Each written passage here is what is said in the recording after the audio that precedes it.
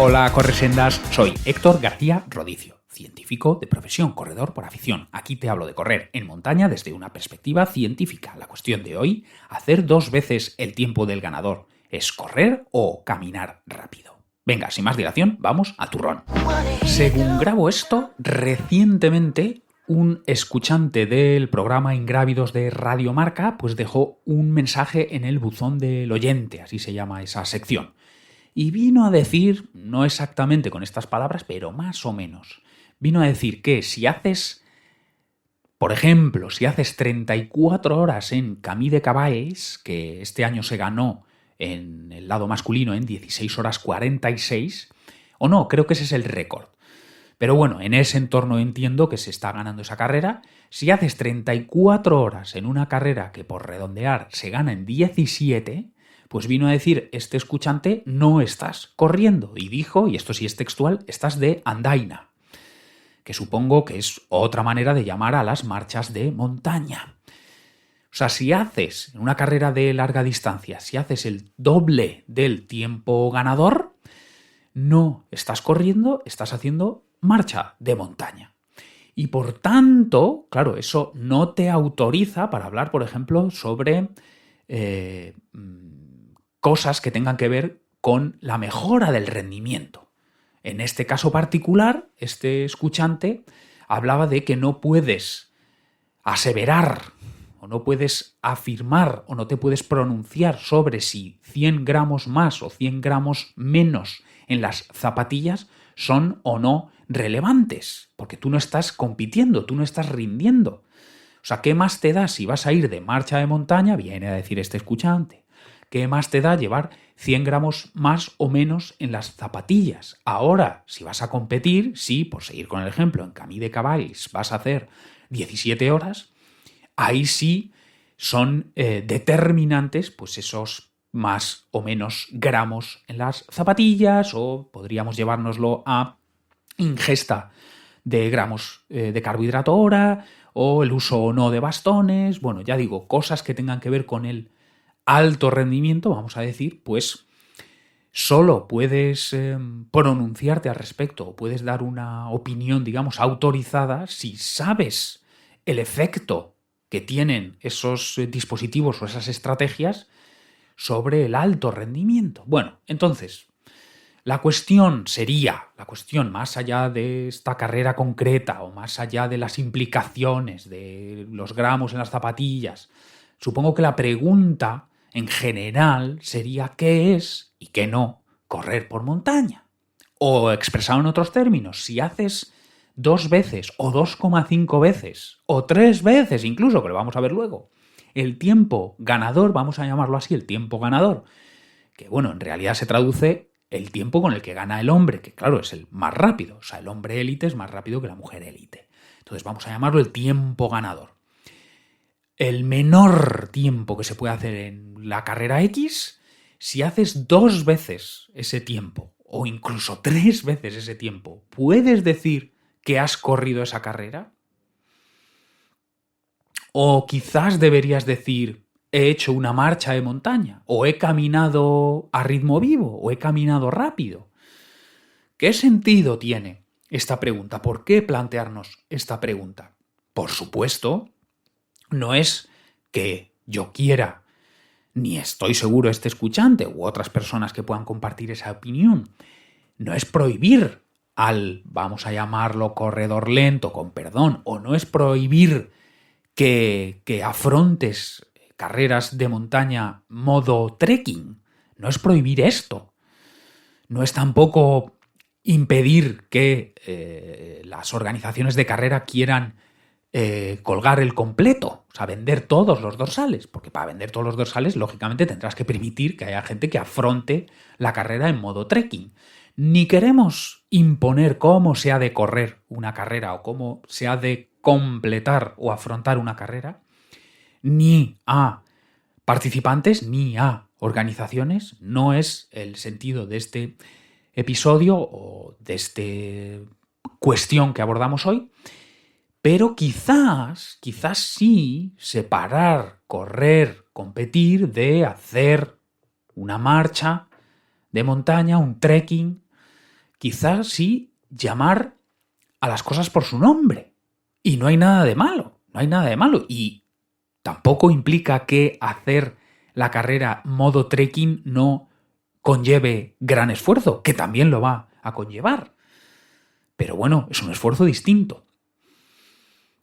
Entonces, reitero, no pretendo ni mucho menos decirle a nadie cómo tiene que afrontar una carrera de montaña, y nadie es participantes ni organizaciones. O sea, a mi modo de ver es fantástico que se pueda permitir todo este abanico.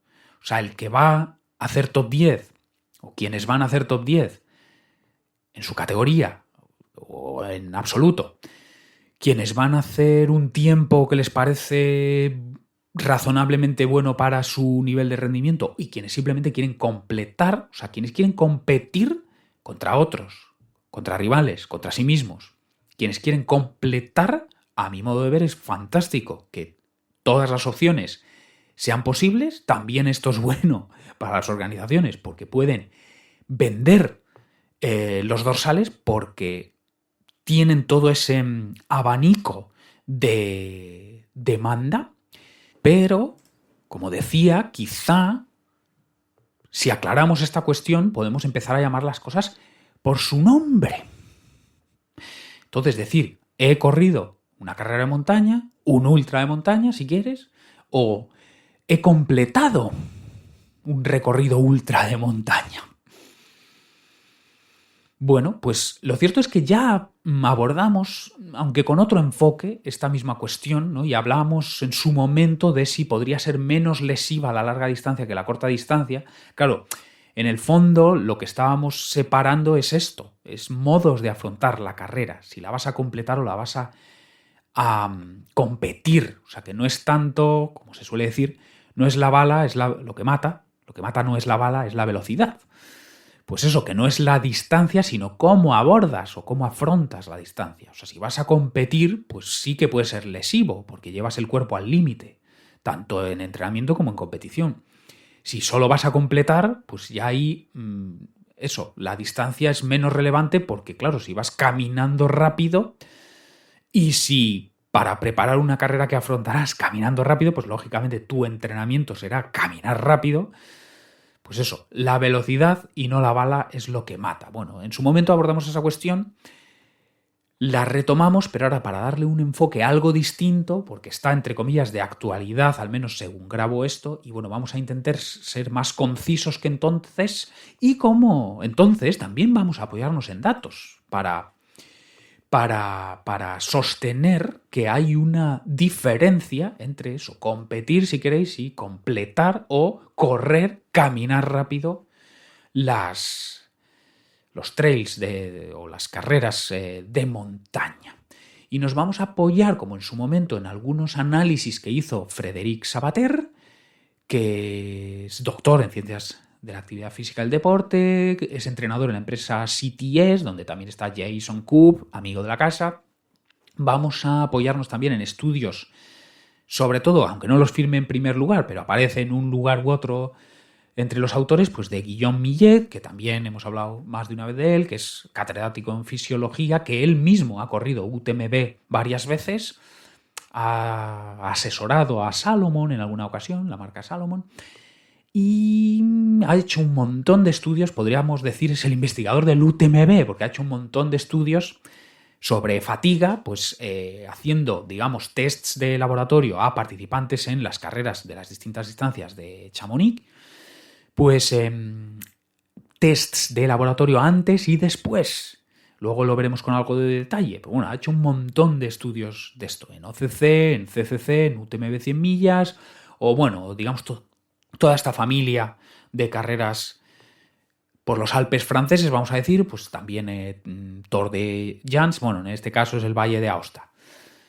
Si no me equivoco, serían entonces los Alpes italianos. Bueno, también este TDS, bueno, el investigador del UTMB, podríamos considerarlo. Bueno, entonces vamos a apoyarnos para sostener que hay una diferencia entre correr versus caminar rápido o competir versus completar, que efectivamente hay una diferencia, lo vamos a basar en datos si son datos que salen. Bueno, un cálculo sí que lo he hecho yo, pero bueno, el resto de datos salen de análisis que ha hecho Fred Sabater o Frederic Sabater, que por cierto podéis encontrar en Substack, que es donde pone los datos en los que nos vamos a apoyar, en su Substack, que es Experimental Endurance, y estudios de Guillaume Millet. Y dejaré algún link en alguno de estos estudios, y por lo menos yo creo que la revisión de estudios, una de 2024 de Guillaume Millet, que es muy interesante, y que nos habla de que el determinante,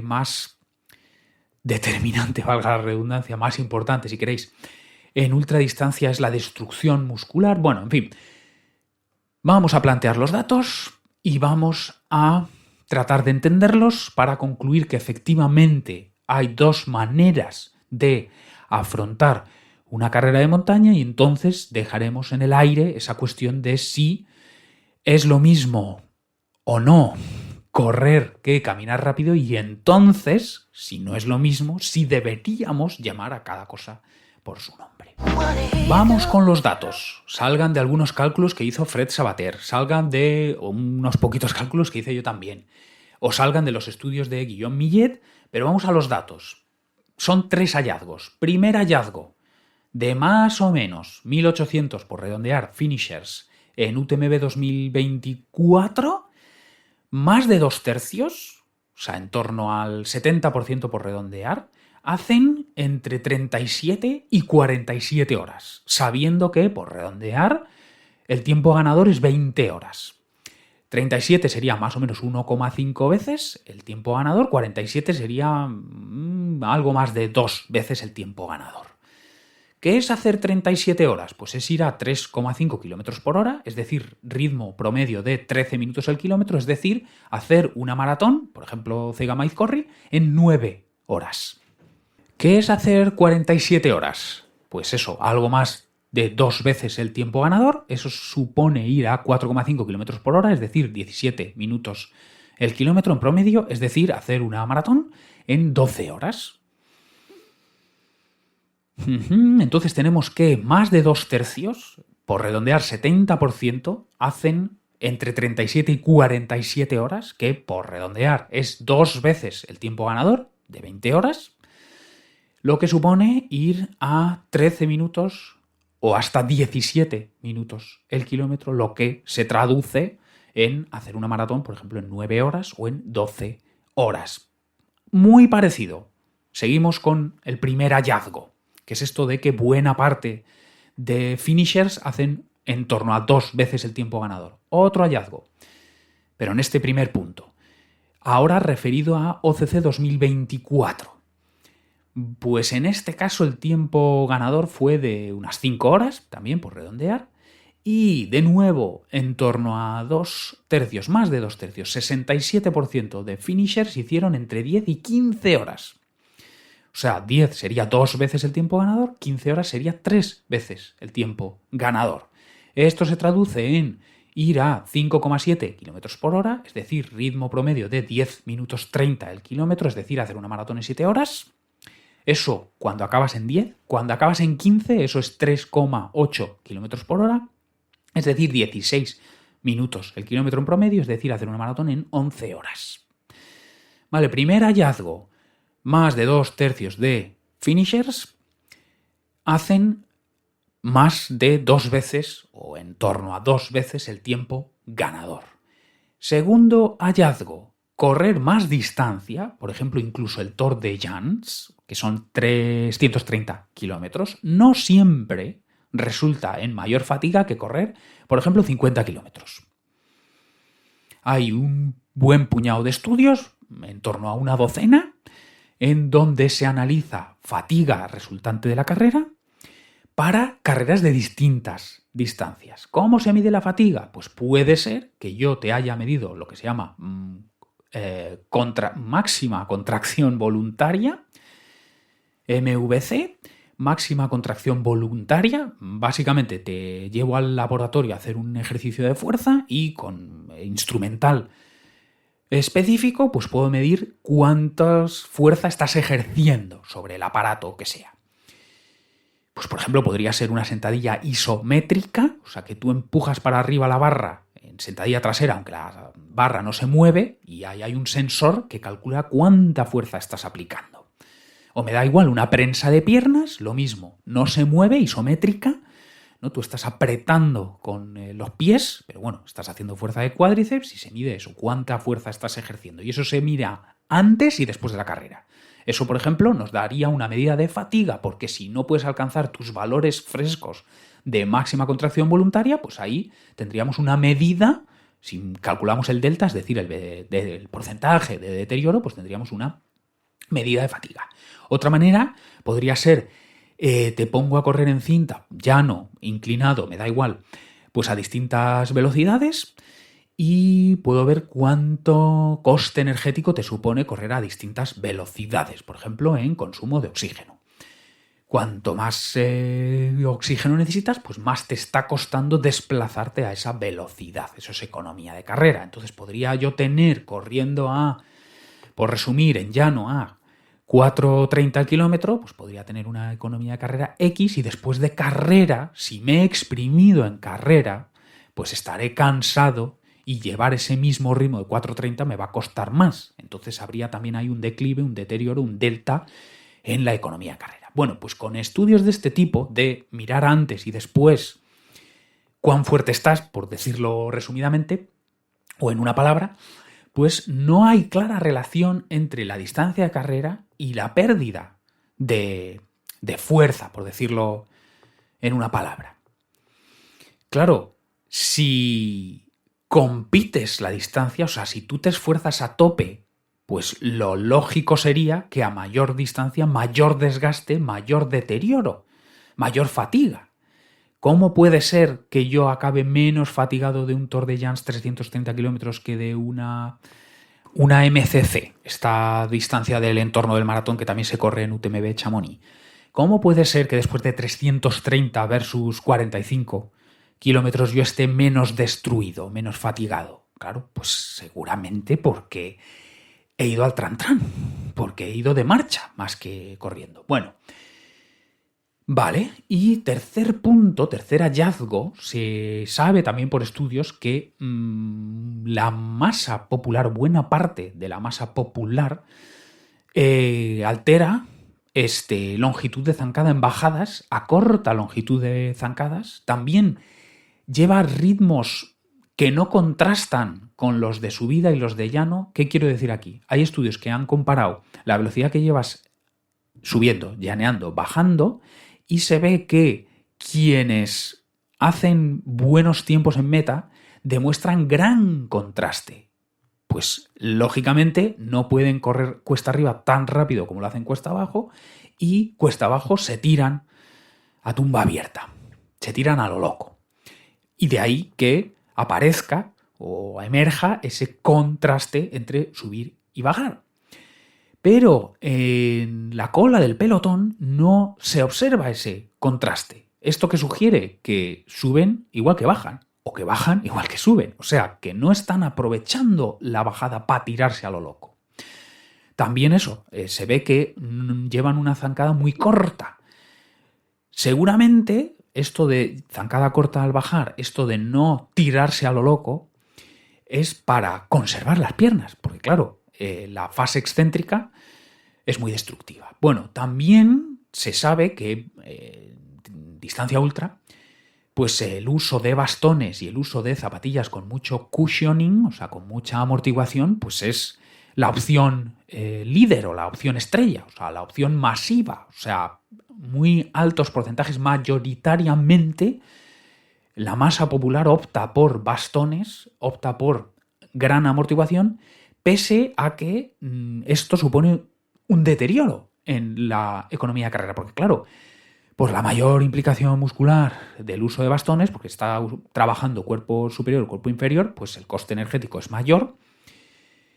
Por la mayor amortiguación hay más peso, por lo tanto, también tienes que hacer más esfuerzo para mover los pies.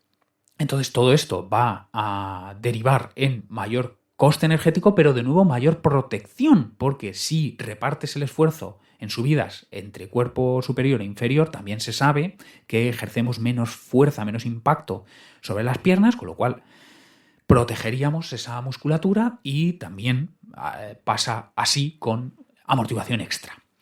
Entonces, todo esto que sugiere que las opciones, tanto de material como de técnica, digamos, sugiere, o incluso de pacing, que estamos prefiriendo guardar piernas y acabar que guardar energías y hacer buen tiempo. Guardar piernas y acabar más que guardar energías y hacer buen tiempo. Bueno, pues tenemos eso, que 2/3 o más hacen 2 veces o más el tiempo ganador. Tenemos que puedes acabar una mayor distancia menos destruido que una menor distancia, y tenemos que, de hecho, hay prácticas que van en esta línea de guardar piernas y acabar más que guardar energías y hacer buen tiempo. Resumen, 2/3 o más de las personas que hacen carrera de montaña, especialmente larga distancia, por encima de maratón, están, entre comillas, caminando rápido, están haciendo una marcha de montaña, están haciendo trekking. 3,5, 4,5 kilómetros hora, 13 minutos el kilómetro, 17 minutos el kilómetro, pero creo que no podemos decir que estén corriendo. ¿Implicaciones de esto? Pues por supuesto, este enfoque, esta manera de afrontar la carrera no está prohibido, por supuesto. O sea, no podemos decirle a nadie cómo debe afrontar la carrera. ¿Debería también la organización reducir los tiempos de corte? Bueno, supongo que esto es otro debate. Yo en principio diría que no, porque de esa manera pues van a permitir todas las opciones y así también van a vender todos los dorsales. Pero, ¿deberíamos llamar a las cosas por su nombre? Bueno, pues esta es la pregunta de hoy y quizá sí deberíamos decir pues que hay gente que corre y hay gente que hace trekking y no hay nada de malo en ello. Y que conste que un trekking tiene también lo suyo, física y mentalmente. Y yo, últimamente menos, por no decir nada, pero sí que tengo, antes de correr, pues tengo mucha experiencia de hacer actividades en picos de Europa que me quedan relativamente a mano. También depende del macizo o la parte del macizo que quieras visitar. Pero tengo mucha experiencia, puesto que, entre comillas, me quedan bastante a mano, de trekking en picos de Europa. Y estamos hablando de actividades de 7 horas, de 8 horas, de 9 horas, con grandes desniveles. Entonces, de ir caminando rápido y que efectivamente esto, tanto física como mentalmente, supone un esfuerzo grande. Pero más grande aún sería hacer todo eso corriendo. Bueno, como siempre, espero haber aportado algún dato útil y no quiero tener la razón en nada, simplemente pues aquí están elementos de juicio para que cada quien adopte la postura que estime en la cuestión. ¡Hala, a pisar sendas! 1, 2,